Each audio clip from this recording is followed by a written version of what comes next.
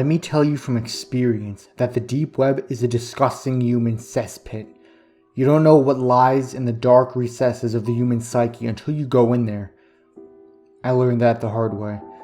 I got suckered in by the crazy stories and hype my friends gave it. I wanted to see it for myself. So last week I downloaded Tor and started browsing. I didn't feel the need for any extra protection, being completely new to the entire concept. In retrospect, I wish I had. I spent hours clicking link after link after link, and I was starting to get bored and a little freaked out. I had found a whole host of your typical crackheads searching for drugs, sites with hitmen for hire, and a shit ton of other military-grade weaponry. At one point, I found myself scrolling through post after post of vivid descriptions of animal abuse and how the sick fuckers who committed those atrocities get off to them every night. I wish I had closed my computer right then and there, but something kept my curiosity alight. Honestly, I think some part of me just wanted to see how fucked up the human mind truly could be. After a few more links to child porn and a couple drug markets, I had enough. This is it. I sighed to myself. One more link and I swear I'm getting off this whole hellhole. I clicked the link, going blindly into what, unbeknownst to me, would alter my already cynical views on humanity. The first thing that caught my eye was the curly pink font that served as the title of the opening page. It read, "Peace and Love." I remember it all too clearly, as it seemed so out of place in that slum of human refuse, formerly known as the deep web. I scrolled down to find an image album and a simple chat box. No one was online at the moment, so I went ahead and clicked the first set of pictures. I was not ready for what I was about to see. The very first picture was that of a young pregnant woman, bawling her eyes out. She looked scrawny and thin, with cuts and bruises marring her pale skin. She looked scared and malnourished, like she was begging for her life. I clicked to the next photograph and nearly vomited. The young woman from before now sat in a chair, facing the camera, her dead, dull eyes boring into me. She was covered in blood and her abdomen had been torn open. In her cold, unfeeling arms, she held the child, still attached at the umbilical cord. Its half-formed, lifeless body was a deep crimson with blood, and one could tell it had been forcibly ripped from the womb. On the wall just behind them, written in their blood with the words, "I gave them peace," in harsh, hasty letters. I don't know what possessed me to keep scrolling through the photo. It was as if I couldn't control my own facilities. The image only got more and more grotesque as I looked further. The following images seemed to be a time-lapse of the decomposition of the body. I watched them rot, sitting there together. I watched the face of the mother, which could have once been considered beautiful, wither and collapse in on itself as a fetid mound of flesh. By the end of the series of images, they were nothing but desiccated skeletons. I would have noped it the fuck out of there had it not been for a message that popped up on my screen. It was from the website chat. It read exactly as follows. "Hello there. Do you like what you see? Do you want more? Do you want to attain true peace?" I didn't know how to respond. I was rooted to my chair with fear. Then the sicko spoke again. "You don't have to be scared, Zachary. I love you. I want to help you. Let me help you." I managed to type a simple question. "How in the name of hell do you know my name?" Almost immediately, I got a response. "I know everything about you. You know, you really shouldn't leave your curtains open like that. You get a draft. You see, I just want to help you. Please, just let me save you."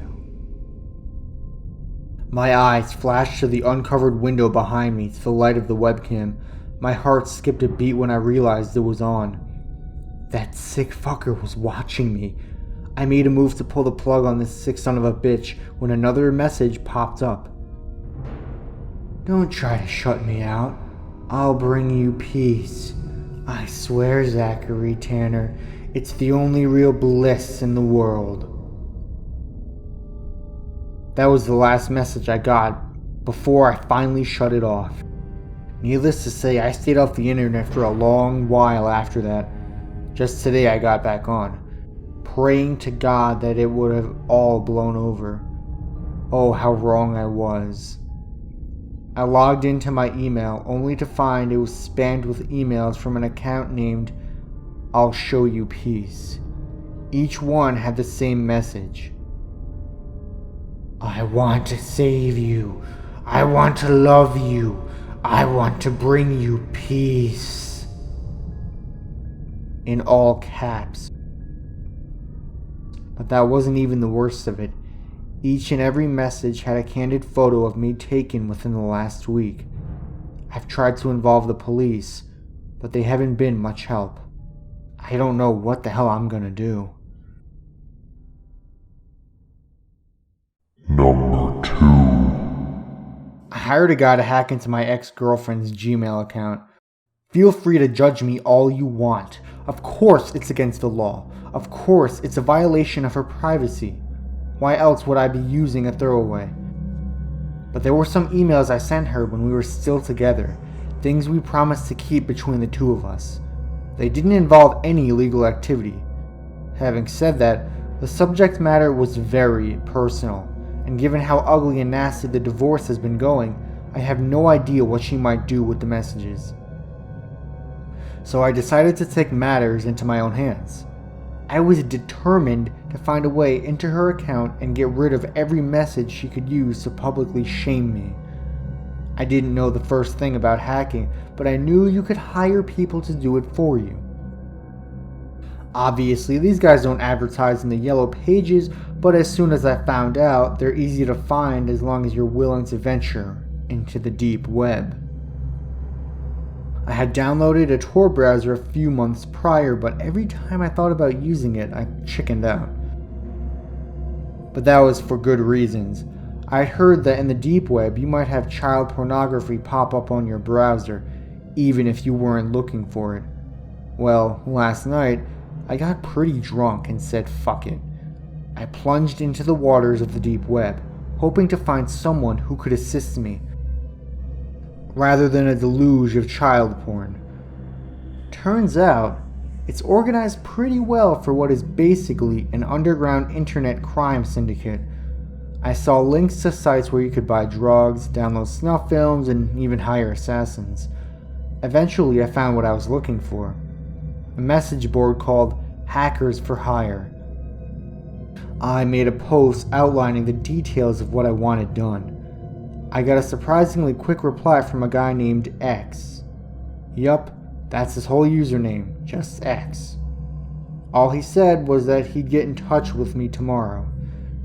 This morning, I woke up with a brutal hangover, an immediate sense of regret for what I'd done last night, and a new message in my Reddit inbox.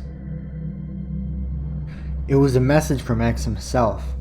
I have no idea why a hacker would private message someone on Reddit unless he was hiding behind like 7 proxies, but I don't know what the fuck I'm talking about.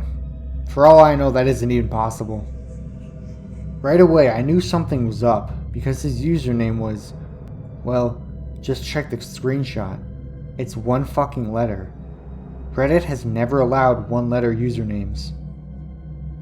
Believe it or not, the link in his private message is a link to this sub. Specifically, the thread for the week's top-rated post. I'm guessing many of you have read it. It's called, Loved Seeing You Last Week. Thank you for fixing my computer. Every other post here looks normal, but the one he linked me to is glitchy. The text keeps changing, but it all happens so fast that I can't figure out what he's trying to say. Maybe it's the address for a meetup? Well, that was the first thought that came to my mind, but It only took a moment's thought to realize how dumb it was. Most likely the guy's in China or Romania or who the fuck knows where. I noticed the screen changes weren't random. It was like the same pattern on loop. So I took a screen recording.